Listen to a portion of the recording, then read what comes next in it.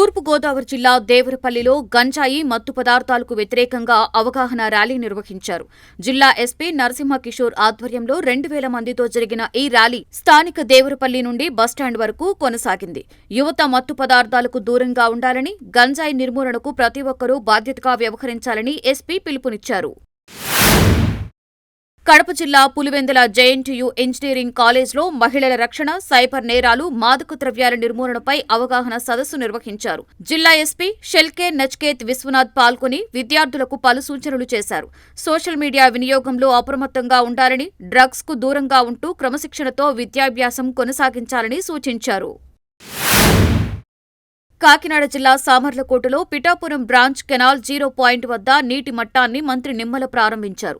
పర్యటనలో భాగంగా కెనాల్ని సందర్శించిన మంత్రి నీటి విడుదల పరిస్థితులపై అధికారులను అడిగి తెలుసుకున్నారు.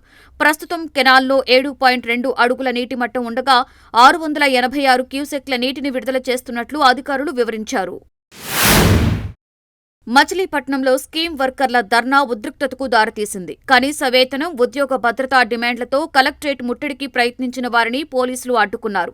బారికేడ్లు దాటేందుకు ప్రయత్నించడంతో పోలీసులు, ఆందోళనకారుల మధ్య వాగ్వాదం, తోపులాట చోటు చేసుకుంది. తమ సమస్యలు పరిష్కరించే వరకు పోరాటం కొనసాగిస్తామని స్కీమ్ వర్కర్లు స్పష్టం చేశారు. ప్రకాశం జిల్లా ఒంగోలు కలెక్టరేట్ వద్ద ఆశా వర్కర్లు, అంగన్వాడీ స్కీమ్ వర్కర్లు ధర్నా నిర్వహించారు. తమపై పనిభారం, ఒత్తిడి అధికంగా ఉందని, పనిభారాన్ని తగ్గించాలని డిమాండ్ చేశారు. సమస్యలను పరిష్కరించాలని కోరుతూ కలెక్టరేట్ వద్ద ఆందోళన చేపట్టారు.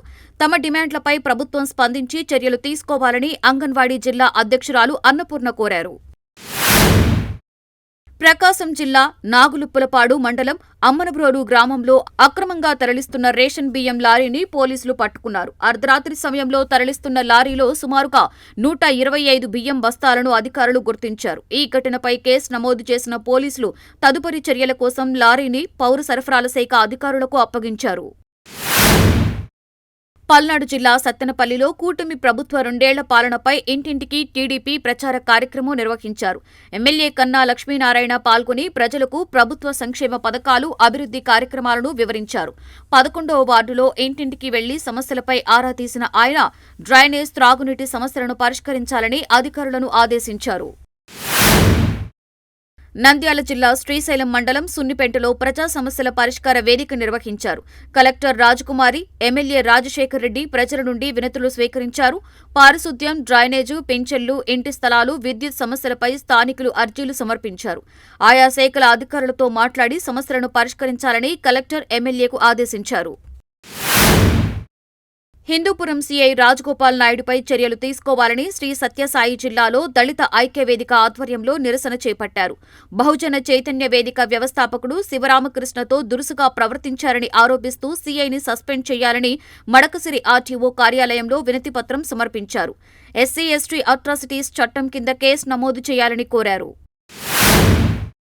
శ్రీ సత్యసాయి జిల్లా కదిరిలోని మున్సిపల్ హైస్కూల్లో మధ్యాహ్న భోజనం సమయంలో ప్రమాదం చోటు చేసుకుంది. వేడి కూర విద్యార్థిని కాలుపై పడడంతో తీవ్ర గాయాలయ్యాయి. సిబ్బంది నిర్లక్ష్యం కారణంగానే ఈ ఘటన జరిగిందని విద్యార్థి బంధువులు ఆరోపించారు. ఇలాంటి ఘటనలు పునరావృతం కాకుండా బాధ్యులపై చర్యలు తీసుకోవాలని డిమాండ్ చేశారు.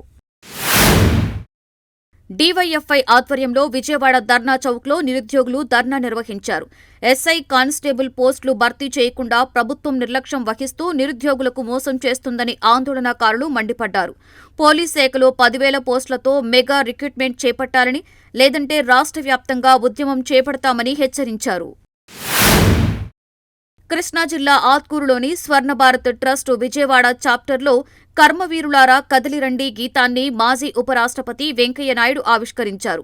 అనంతరం నైపుణ్య శిక్షణ పొందుతున్న అభ్యర్థులతో ముచ్చటించిన ఆయన యువత మొబైల్కి దూరంగా ఉంటూ నైపుణ్యాలను పెంపొందించుకుని నవ్యభారత నిర్మాణంలో భాగస్వాములు కావాలని సూచించారు.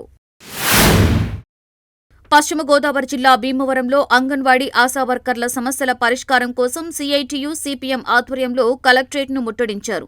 బారికేడ్లు దాటి కలెక్టరేట్ వద్దకు చేరుకున్న ఆందోళనకారులను పోలీసులు అడ్డుకోవడంతో అక్కడే బైఠాయించి నిరసన తెలిపారు. కనీస వేతనం 26,000 ఇవ్వాలని, పీఎఫ్ సౌకర్యం కల్పించాలని డిమాండ్ చేశారు.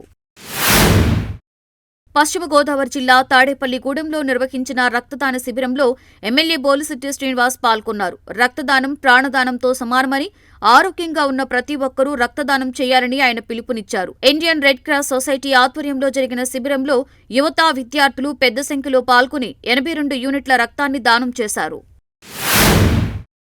ఎమ్మెల్యే పితాని సత్యనారాయణ పశ్చిమ గోదావరి జిల్లా పెనుమంట్రలో నిర్వహించిన ఇంటింటికి ప్రచార కార్యక్రమంలో పాల్గొన్నారు. కూటమి ప్రభుత్వం 2 ఏళ్ల పాలనలో అమలు చేసిన సంక్షేమ పథకాలు, అభివృద్ధి కార్యక్రమాలను ప్రజలకు వివరించారు. గ్రామాలలో పర్యటిస్తూ ప్రజా సమస్యలను తెలుసుకుని అక్కడికక్కడే అధికారులకు పరిష్కార చర్యలు చేపట్టాలని ఆదేశించారు.